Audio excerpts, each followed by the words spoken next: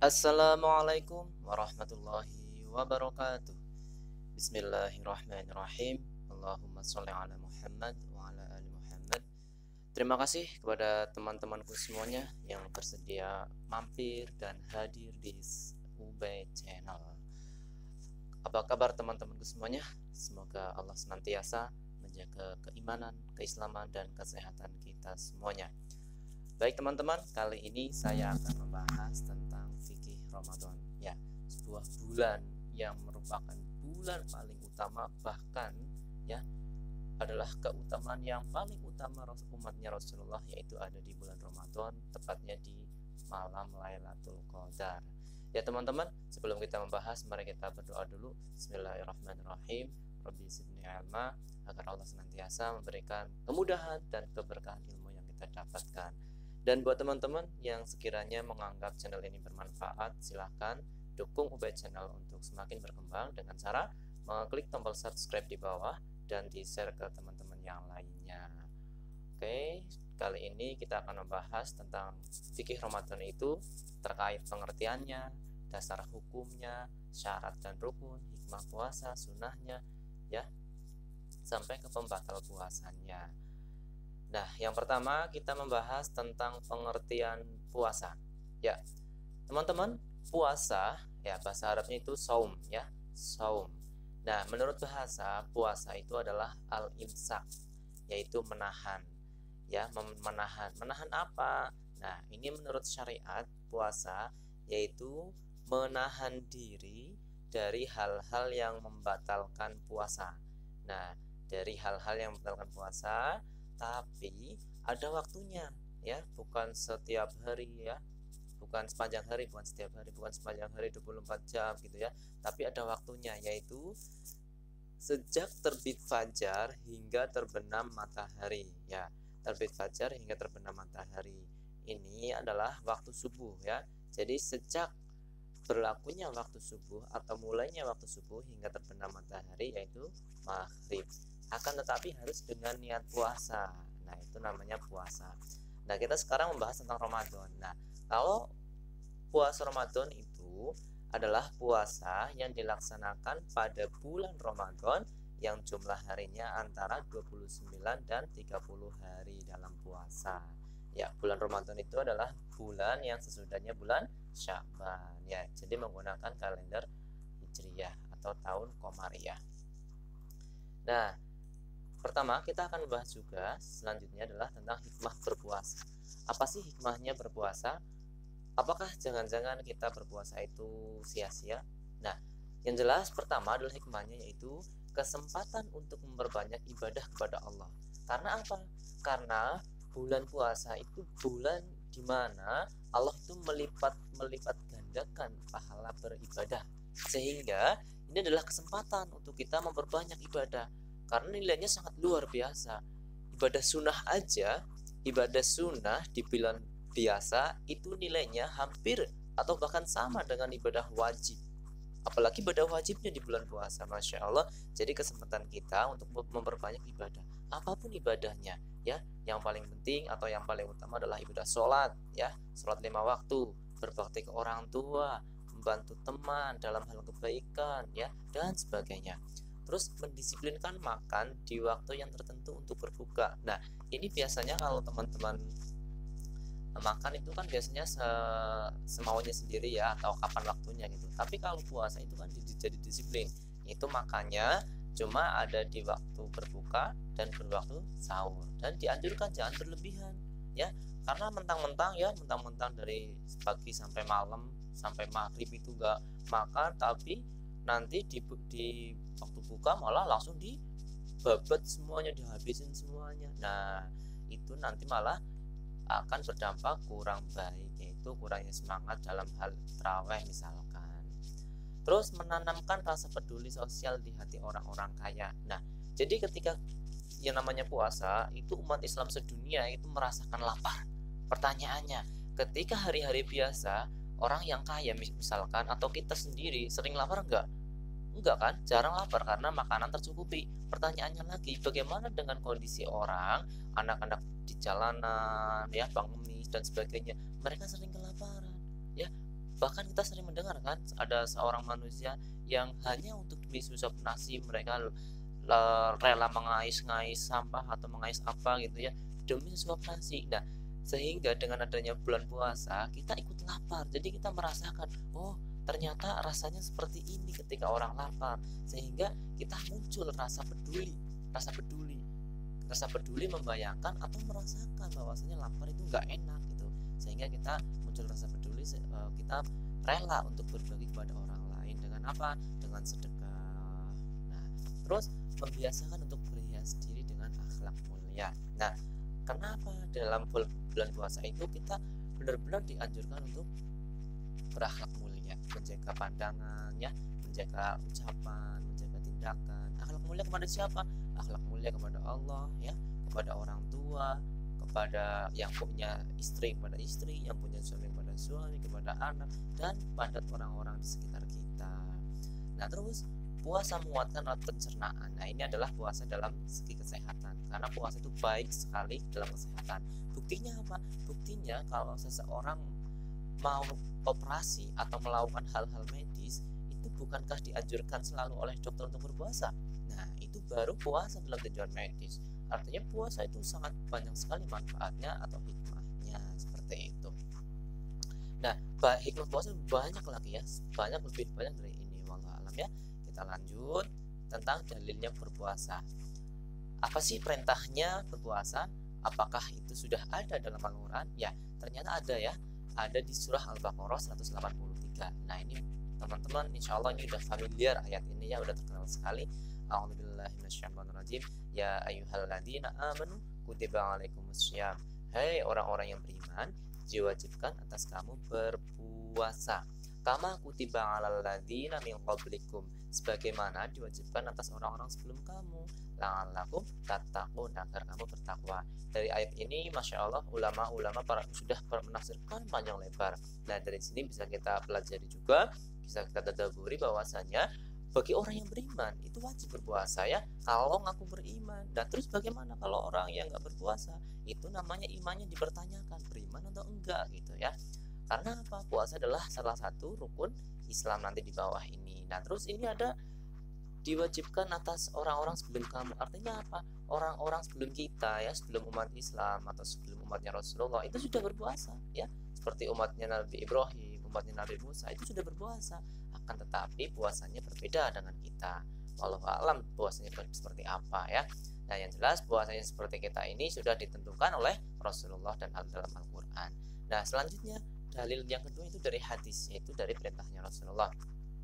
Nah, di sini dijelaskan ini Arabnya ya. Langsung aja kita ke sininya. Dari Ibnu Umar radhiyallahu an, ia berkata Rasulullah bersabda, Islam itu dibangun di atas 5 pondasi, yaitu bersaksi bahwa tiada Tuhan selain Allah dan Muhammad utusan Allah.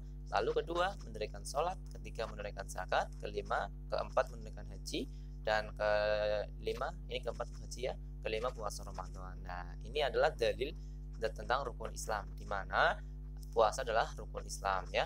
Nah, di sini ada perbedaan dalil ya. Ini yang kelima adalah puasa, di dalil yang lain yang kelima adalah haji. Tapi di sini kita nggak bahas soal itu. Tapi di sini kita bahas tentang berpuasa. Ini adalah dalil atau landasan hukum dalam berpuasa itu ada di Quran dan hadis. Selanjutnya syarat berpuasa. Nah, ini teman-teman syarat yang pokoknya kalau kita membahas fikih itu pasti ada syarat dan rukun lah ya. Sudah saya bahas di video sebelumnya. Yang lain juga yang namanya syarat itu adalah hal yang harus dipenuhi ketika sebelum melakukan. Kalau rukun itu ketika melakukan. Nah, ini syarat wajib. Syarat wajib bagi seorang yang hendak berpuasa yaitu yang pertama adalah agama Islam. Nah, jadi harus orang Islam. Kalau orang Islam itu nggak wajib puasa ya. Terus yang kedua adalah akalnya sehat. Akalnya sehat. Enggak orang gila. Orang gila itu nggak kewajiban berpuasa. Jadi kalau syarat wajib itu ketika tidak terpenuhi salah satunya itu maka gugur kewajibannya atau tidak diwajibkan lagi oleh Allah. Nah, yang keempat itu balik atau sudah cukup umur. Nah, balik itu ya kalau anak laki-laki itu sudah mimpi basah, kalau perempuan itu sudah haid. Kalau dalam hitungan usia ya, kalau anak laki-laki itu usia 15 tahun Hijriah, dan kalau usia perempuan adalah 9 tahun Hijriah. Terus yang keempat adalah istitoah, yaitu mampu melaksanakannya. Yaitu orang yang sehat ya, mampu. Ini berbeda ketika orang yang sudah di ICU ya, itu kewajiban untuk berpuasa. Dan terus syarat sah berpuasa yaitu Islam ya, tidak murtad. Terus mumayyiz itu bisa membedakan baik yang buruk dan baik dan yang buruk. Terus yang keempat adalah suci dari haid dan nifas. Ini bagi perempuan karena kalau perempuan itu ketika mengalami haid atau nifas maka puasanya tidak sah gitu ya. Terus mengetahui waktu diterimanya puasa ya. Jadi sudah tahu atau sudah sampai risalahnya atau sampai kewajiban. Nah, sekarang kita membahas tentang rukun puasa. Ya, rukun puasa itu simpel ya, teman-teman ya, cuma ada dua, yaitu yang pertama adalah niat ya, niat berpuasa. Yang kedua yaitu menahan diri ya, menahan diri dari hal yang membatalkan puasa. Nah, teman-teman, ya soal niat bahwasanya dalam puasa wajib, puasa Ramadan itu harus niatnya itu di sebelum fajar terbit ya. Artinya ya untuk aman-amannya itu para orang-orang soleh sebelum kita ya, para kiai ya di masjid itu sudah menganjurkan kepada kita dan mengajak kita untuk meniatkan puasa setelah sholat taraweh. Itu untuk apa? Untuk jaga-jaga jangan sampai kita lupa niat. Nah, itu sehingga niatnya bareng-bareng ya. Di sini ada nih lafal niat. Nawaitu shoma khodin an adai farabbi syahri ramadan ya dari sanati lillahi ta'ala.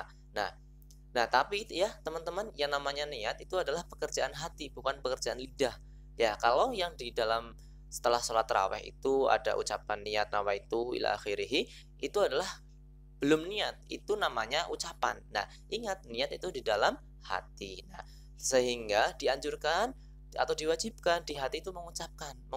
Ya, misalkan nih, contohnya ini adalah mengucapkan saya niat berpuasa esok hari untuk menunaikan kewajiban di bulan Ramadan karena Allah. Nah, di hati itu niatkan walaupun setelah sholat tarawih itu sudah mengikuti imam ya, sudah mengikuti imam nawaitu sama khodin, tapi di hati kita harus diniatkan ya, saya niat puasa esok hari untuk menunaikan kewajiban di bulan Ramadan tahun ini karena Allah Ta'ala. Nah, itu namanya niat di dalam hati. Kalau tadi niat yang barang-barang itu untuk membantu hati ikut niat. Terus yang kedua yaitu, nah tadi kalau nggak niat gimana? Kalau nggak niat nggak boleh teman-teman ya, nggak boleh, harus niat pokoknya. Beda dengan puasa sunnah ya, beda dengan puasa sunnah. Kalau puasa sunnah itu boleh niatnya pagi hari atau sudah siang boleh, yang penting belum makan. Tapi kalau puasa Ramadan itu harus niatnya sebelum terbit fajar. Kalau rukun puasa yang kedua yaitu menahan diri dari segala hal yang membatalkan puasa ya, menahan diri ya, menahan dari makan, minum, menahan marah dan seterusnya. Selanjutnya kita membahas tentang pembatal puasa ya teman-teman. Pembatal puasa itu macam-macam ya. Ya, ini ada beberapa pembatal puasa. Yang pertama yaitu muntah secara sengaja. Nah, kalau muntah tidak sengaja ya, seperti orang sakit tiba-tiba muntah itu nggak apa-apa. Tapi kalau muntah secara sengaja ya, misalkan dengan memasukkan sesuatu ke mulut, disokok-sokok kayak itu nanti muntah, itu namanya sengaja dan itu batal. Dan ini buat perempuan ketika muncul darah haid dan nifas itu maka puasanya jadi batal ya.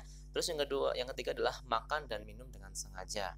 Nah, berarti makna yang lain adalah ketika makan atau minum dengan lupa, bukan dengan lupa ya, karena lupa gitu, bukan dengan lupa.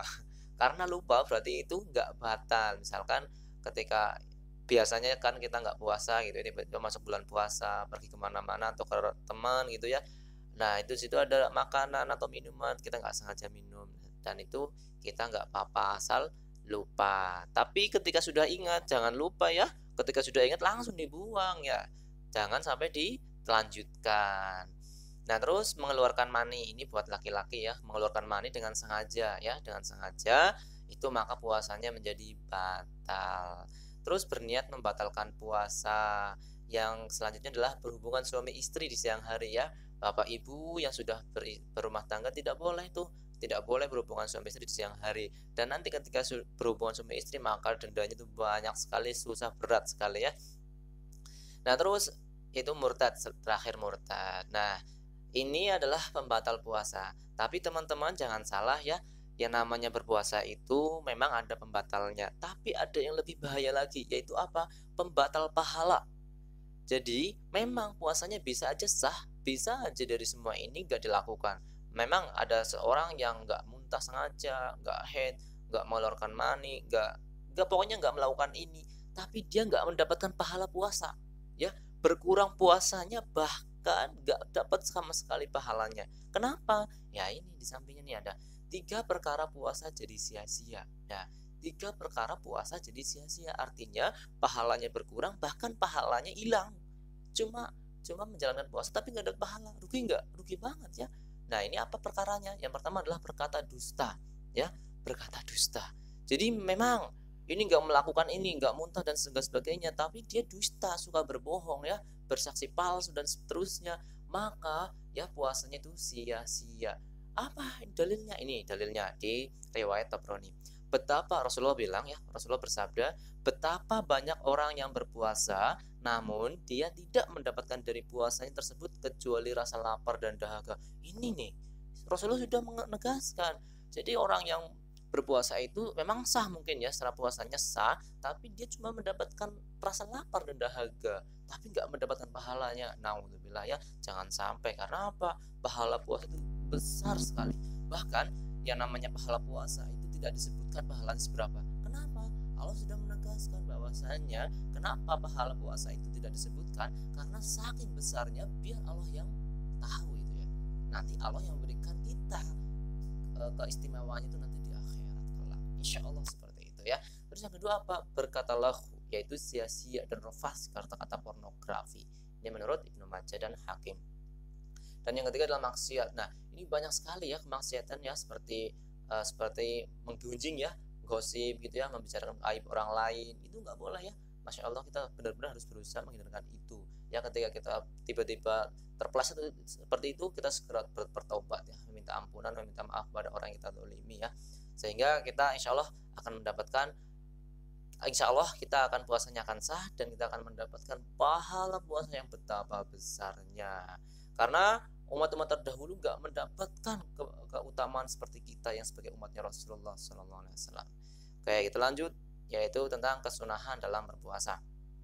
Ya, sunnah apa sih? Amalan sunnah apa di dalam bulan puasa itu?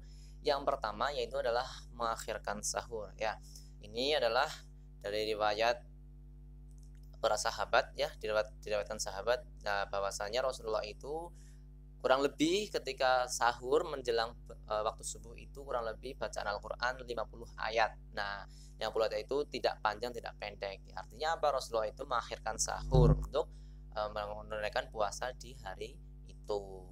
Nah, yang kedua itu menyegerakan berbuka. Jadi bukanya cepat ya, cepat tapi sudah masuk maghrib, jangan sampai tiba-tiba belum maghrib sudah berbuka sendiri ya. Nah, itu dalilnya adalah Rasulullah bersabda, la yazalun nas bi khairin ma'ajjalul fitra, bahwasanya manusia akan senantiasa berada dalam kebaikan selama mereka menyegerakan berbuka. Jadi bukanya kalau sudah maghrib langsung aja berbuka. Berbukanya dengan apa? Ya minimal itu dengan air. Tidak harus dengan nasi atau bahkan jangan sampai kekenyangan gitu ya. Usahakan jangan sampai kekenyangan gitu ya. Nah, yang ketiga adalah berbuka dengan kurma ya. Berbuka dengan kurma. Nah, jika mudah diperoleh, tapi ya kalau kita di Indonesia itu kan yang paling simpel, paling mudah itu kan air ya. Nah, ini diriwayatkan oleh sahabat Rasulullah yang bernama Anas bin Malik radhiyallahu an berkata, Rasulullah Shallallahu alaihi wasallam biasanya berbuka dengan rotop ya. Rotop itu kurma basah sebelum menunaikan sholat. Nah, jika nggak ada rotop, maka beliau berbuka dengan tamar, yaitu kurma kering. Ya, ini adalah makanan pokok di Arab ya pada zaman dulu, mungkin juga zaman sekarang gitu ya. Nah, terus dan jika tidak ada yang demikian, beliau berbuka dengan seteguk air. Nah, ini diriwayatkan oleh Abu Dawud dan riwayat Ahmad. Selanjutnya yaitu berdoa ketika berbuka. Nah, ini nih yang mungkin kita jarang yang menggunakan. Teman-teman punya hajat ya, mungkin tentang hajat pekerjaan, hajat tentang jodoh, hajat tentang keluarga, orang tua dan seterusnya. Pernah nggak kita berdoa ketika berpuasa? Padahal ya Rasulullah sudah mengajarkan kepada kita, salah satu la turaddu da'watuhum. Salah satu la turaddu da'watuhum.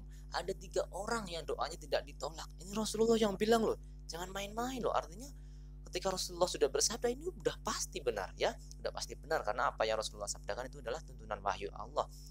Nah, ini ada 3 orang yang doanya tidak ditolak. Yang pertama adalah al-imamul adil, yaitu pemimpin yang adil. Nah, yang kedua adalah was-shaimu hina yuftir, yaitu orang yang berpuasa ketika dia berbuka. Masya Allah teman-teman, ketika kita berbuka puasa, kita bisa berdoa, mohon nih buat kamu yang sedang mencari jodoh ya, yang belum ketemu-ketemu, ya mintalah kepada Allah, ya Allah berilah kami jodoh yang soleh atau solehah ya, dan yang ketika membutuhkan pekerjaan yang hasilnya berkah melimpah, mintalah kepada Allah. Yang membutuhkan rumah, ya minta kepada Allah. Yang membutuhkan apapun, minta kepada Allah ketika berbuka. Jangan lewatkan itu ya, biarpun hanya sepersekian detik doanya, nggak masalah. Yang ketiga yaitu wada'atul ma'lum, yaitu orang yang terdolimi. Nah ini maknanya juga jangan sampai kita mendolimi orang lain ya, apalagi dengan sengaja, dengan lidah kita, dengan tangan kita dengan lidah memaki-maki orang ya, dan tangan-tangan kita memukul orang. Jangan sampai kita didoakan oleh orang terdolimi. Naudzubillah min dzalik. Yang kelima yaitu memberi makan pada orang yang berbuka. Nih Rasulullah menasihati kepada kita, man fatara shaiman, siapa yang memberi makan kepada orang yang berpuasa, kana lahu mithlu ajrih, ya, maka baginya itu pahala seperti orang yang berpuasa tersebut. Nah masya Allah ya, kita sudah berpuasa, teman kita puasa juga, kita ngasih makan tuh kepada dia, makanan berbuka. Nah kita mendapatkan pahala ya, pahala puasa kita sendiri dan pahala teman kita puasa ya, dan itu nggak mengurangi teman kita yang berpuasa itu. Makanya kita mendapatkan dua orang berpuasa loh. Masya Allah, bayangkan kalau kita punya harta yang berlebih, kita sedekahkan ke semua orang ya di sekeliling kita untuk berbuka. Mari kita berbuka bareng, kita berdoa pada Allah agar Allah memudahkan rezeki kita, melimpahkan rezeki kita, agar kita bisa bersedekah ke banyak orang. Nah terus annahu la yanqus min ajri shaimin syai'an. Nah itu tanpa mengurangi pahala orang yang berpuasa itu sedikit pun. Nah ini riwayat Tirmidzi. Yang keenam yaitu lebih banyak berderma dan beribadah di bulan Ramadan. Nah ini adalah yang dilakukan oleh Rasulullah ya. Bahwasanya menurut Ibnu Abbas ya, beliau berkata bahwasanya Nabi Shallallahu Alaihi Wasallam adalah orang yang paling gemar melakukan kebaikan.